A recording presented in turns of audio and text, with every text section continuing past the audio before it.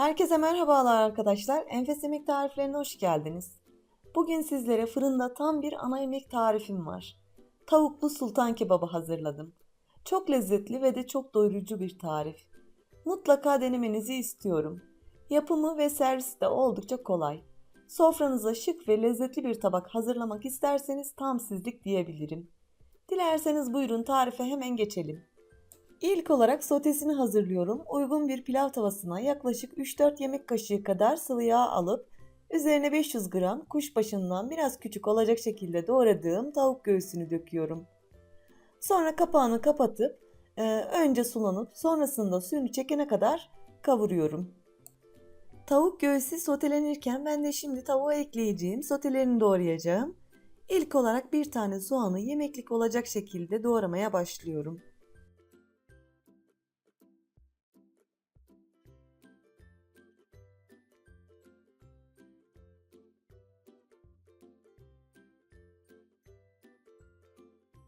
Ardından soğanı küçük küçük doğrayınca 3 tane yeşil biber ve 1 tane kırmızı kapya biberi de yine aynı küçük olacak şekilde doğruyorum.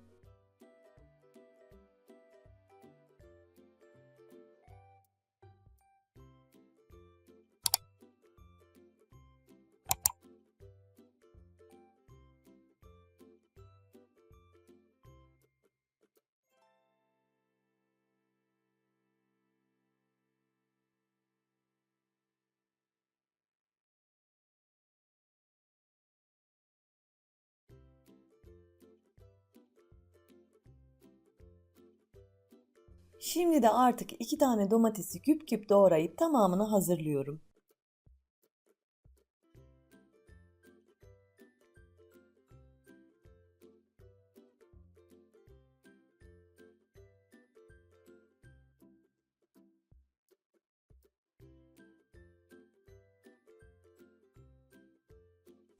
Ben sebzelerini doğrayana kadar tavuk eti de çok güzel sulanmış. Şimdi de şöyle bir karıştırıp suyunun çekmesini bekleyeceğim. Bu aşamada kapak örtmeyelim ki suyunu çabucak çeksin. Tavuk eti suyunu tamamen çekince üzerine doğradığım soğan ve biberlerini ekliyorum.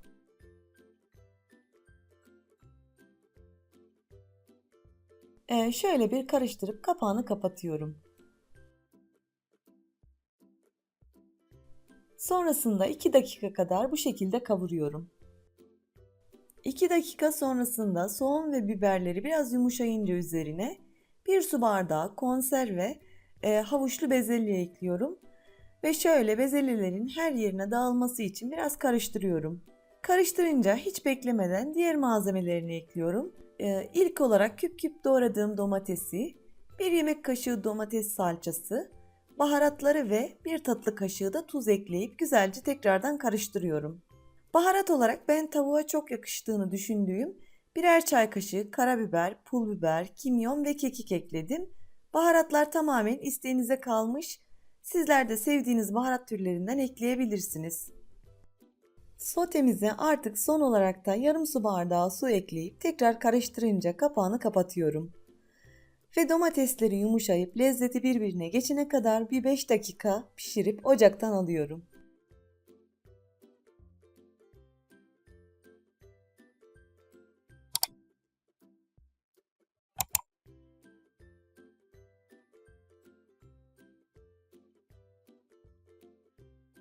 Şimdi de sırada beşamel sosu var. Sos tavasına yarım çay bardağı kadar sıvı yağ döküyorum. Ve üzerine 1 yemek kaşığı dolusu un ekleyip unun kokusu çıkana kadar sürekli karıştırarak kavuruyorum.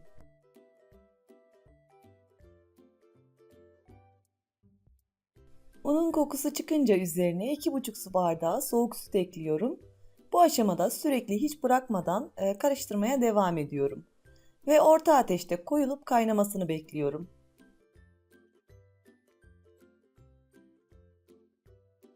Bu şekilde koyulup kaynayınca üzerine 1 tatlı kaşığı tereyağı ekleyip karıştırıyorum.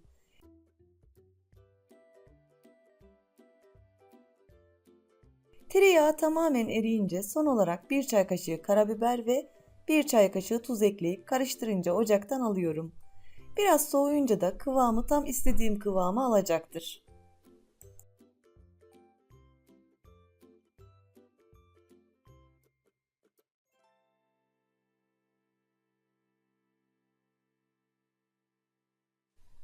Bu tarifim için 3 tane yufka kullanıyorum ve bu şekilde düzelterek üst üste serip 3 parçaya bölüyorum.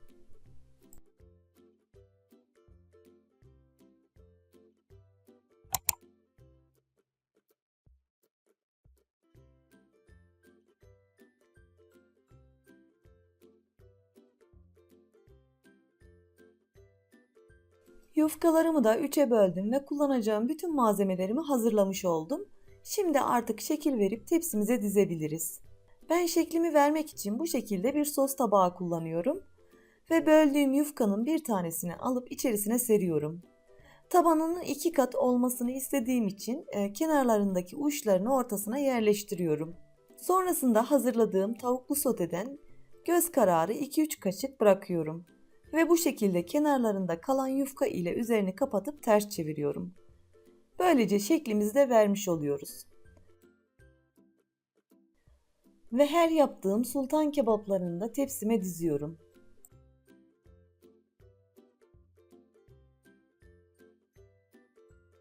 Az önce de söylediğim gibi ben şekil vermek için bu şekilde bir sos tabağı kullandım. Sizler nasıl bir şekil vermek isterseniz o şekilde bir tabak veya yuvarlak bir kase kullanabilirsiniz.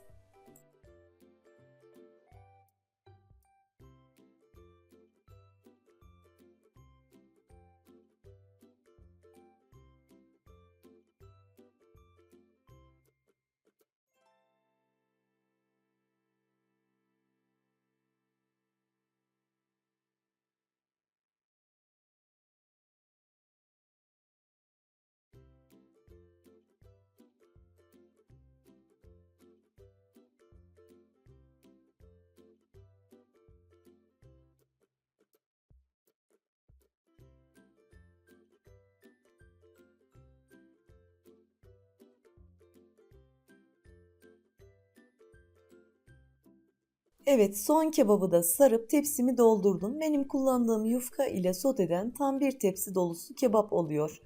Bu da demek ki tam 10 porsiyon kebap çıkıyor. Sizler isterseniz malzeme sayısını çoğaltıp azaltabilirsiniz.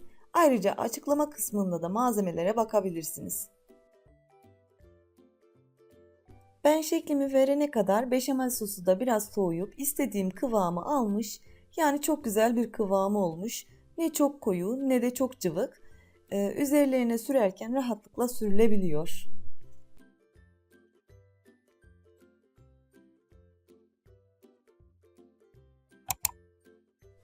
Beşamel sosu da üzerine sürdüm. Şimdi artık pişmeye gönderiyorum.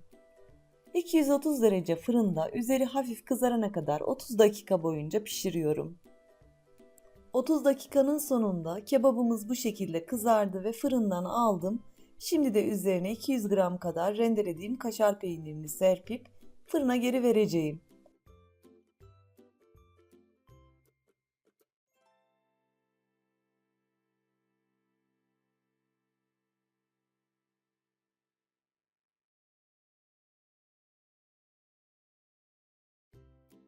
Peyniri eriyip kızarana kadar bir yaklaşık 15 dakika daha pişiriyorum.